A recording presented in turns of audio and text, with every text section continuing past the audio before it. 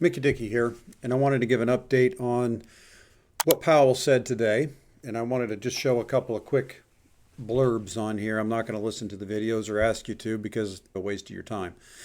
What I found interesting is what the comments and what the taglines were on some of this stuff. The first one here says Federal Reserve leaves interest rates unchanged at 22-year high, signals more hikes in 2023. Okay, that's not what he said, but let's run with it for the moment because I've got more interesting takes on it, I think, than that. The second one here is this gentleman says, breaking news, the Federal Reserve decides to not raise rates. Hate to tell you, but it's not breaking news. Sorry. We've known this was happening for a week or two, or almost since the last time he spoke. He wasn't going to raise rates here. And there is no inflation and recession battle that's raging on. So let's go to the next one. And I do this gentleman here, Jeffrey Gundlach, basically says the Fed did the right thing keeping rates unchanged. Again, not that it matters in the hill of beans whether one person thinks he should have done it or not done it or whatever. The biggest question is, how does the market respond to this? And you'll hear me continue to say this, and I will keep saying it over and over again. It doesn't really matter what he said. It depends on how the market reacts to it and how the market takes it. It's really that simple. But here's a couple things that I thought were important from the speech. And again, take it for as many grains of salt as you wish. What he did say is that it was possible that he might raise one more time between November and December. That's what he said. Listen to the whole thing if you want to. I'm not going to listen to it again. But he did not say they were going to. What he said is that he wasn't sure they had gotten to the point where they were confident that they had raised rates high enough that they could basically stop and hold. And again, I'm paraphrasing, but that's what he really said there. And that's where they want to get to, is to the point where they can stop, they can hold, they can make sure that interest rates continuing to come down and get it to where they want to be and see all the stuff. Now, what I found interesting was on what he talked about on going forward. And he made a lot of revisions on things. He revised GDP from 1% to 2.1%. That is a massive increase, folks. And I know it doesn't sound like it, but it is huge. He also reduced unemployment, the expectations of unemployment, from 4.6 down to 4 and 3.8. He also stated that they were getting pretty close to where they need to be.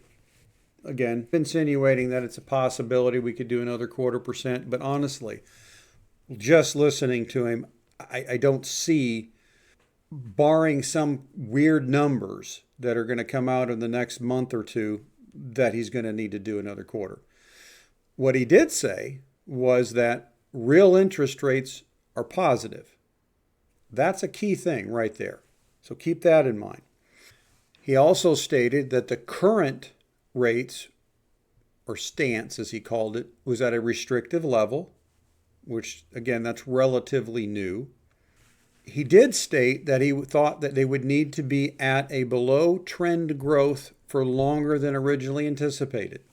Again, I think we're all okay with that. As long as we can hit a number, stay there, I think we're all good with it.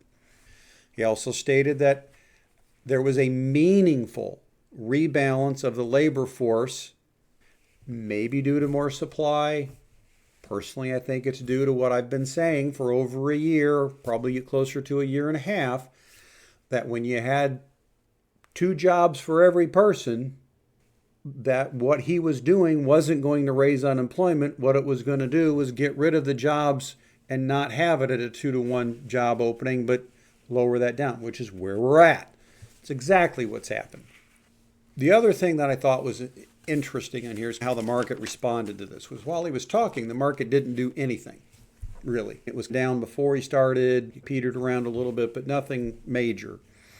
But it after the fact, when you started seeing some people starting to read into what he's doing, again, this is going to be the part that you need to be careful with on your portfolio. And again, not careful, but understanding that the market's going to make some adjustments here.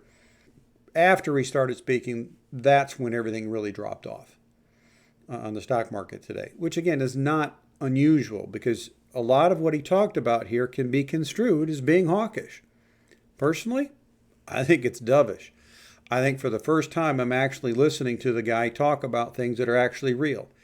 What he also spoke about, and a huge focus for me in what he spoke about, were lags. So there was a question from the people in the committee out there that asked him about going forward, what he thought things were going to happen. And what he talked about was the fact that in January and February, he thought that the biggest issue with inflation right now, because he continued to say the core was continuing to go down and that's what he was going to focus on, which he said that all along, which some of us question whether that was the right answer or not, but he's stayed by it. But he felt that they weren't going to know until later to see what the lags were with what they've already done. And as I've continued to tell you, shelter is almost 40% of the core. And until shelter rolls over and comes down, we're not getting where we're at. And what he's talking about is he doesn't know how long it's going to take for shelter. He even said it right in there. It was the biggest issue with inflation that was not coming down. Now, he said it was coming down, just hadn't come down all the way yet, which again, when it's at 7.3%, you're not getting the core down to 2. But it has to come down. And he also pointed out that interest rates on cars, student loans, the potential for a government shutdown, all those kind of things were going to weigh on the economy. Again, I thought it was a perfect conversation. I thought he handled it very well. I didn't think it was hawkish at all. I thought it was one of the most real meetings that he's had. And I thought the data that he came up with actually made sense. There was a question on whether the models were holding, and that they questioned whether the numbers he was putting out actually made sense versus the old models. And he basically said that the models weren't holding anyway. And again, I'm paraphrasing. He didn't say it this way, but this is what I insinuated out of it, that the models weren't holding. And the reason the models weren't holding is that everything happened for a different reason. He even said this. He said that the pandemic-related supply and demand issues. Again, what he's saying is that the cause of the inflation was from pandemic-related supply and demand issues. Again, we've said that all along. The inflation wasn't caused by normal business inflation, which means you can't take normal business solutions to solve the problem. It's going to be a different solution in there. And he talked about unwinding that, and they knew it was going to take a long period of time. Again, we all knew this. It took 18 months to get there. It was going to take more than 18 months to get back down, and we're not there. And again, we're probably not going to be 18 months before we get down to 2. But most of us can live if we stay in the 3% range, especially if core continues to go down. And the main reason we're going to have CPI going up is oil.